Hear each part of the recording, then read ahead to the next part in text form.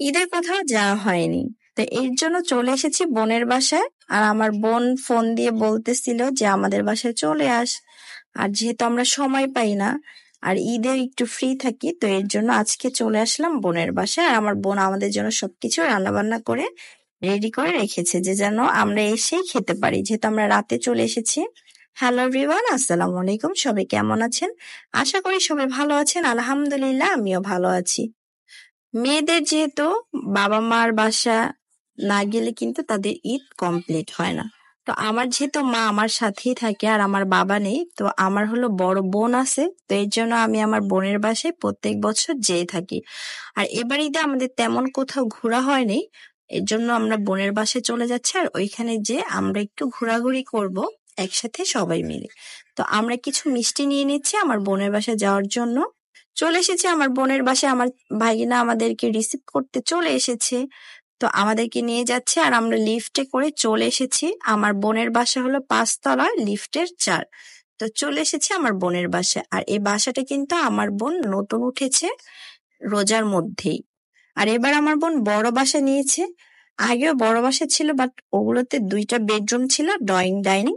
But এটাতে হলো 3টা বেডরুম, ড্রয়িং ডাইনিং এগুলো আলাদা। আর বারান্দাও কিন্তু 3টা, প্রত্যেকটা রুমের সাথে একটা করে বারান্দা আছে। আর টয়লেটও কিন্তু 3টা, মানে বিশাল বড় বাসা।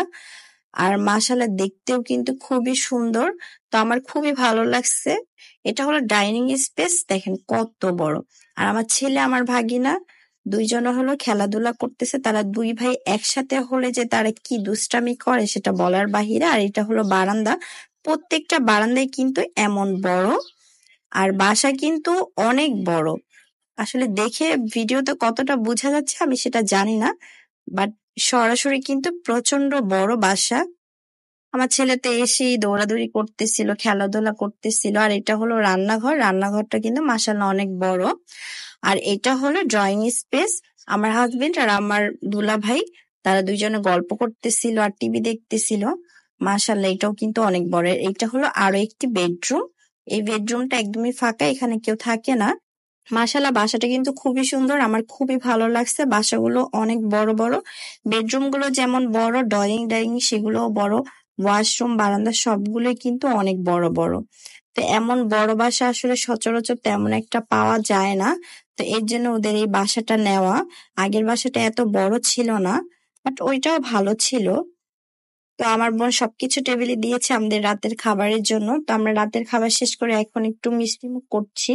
তো আমার বোন সেমাই দিয়েছে আমাদেরকে, আর এভাবে ইনস্ট্যান্ট ভিজিয়ে আমরা সেমাই খেয়েছি। আর এভাবে কিন্তু খুবই মজায়, অবশ্যই ট্রাই করে দেখবেন, ভালো লাগবে। আজকের ভিডিওটি এই পর্যন্তই, দেখা যাবে নেক্সট কোনো ভিডিওতে। সেই পর্যন্ত সবাই ভালো থাকবেন, সুস্থ থাকবেন আর আমাদের সবার জন্য দোয়া করবেন। আল্লাহ হাফেজ।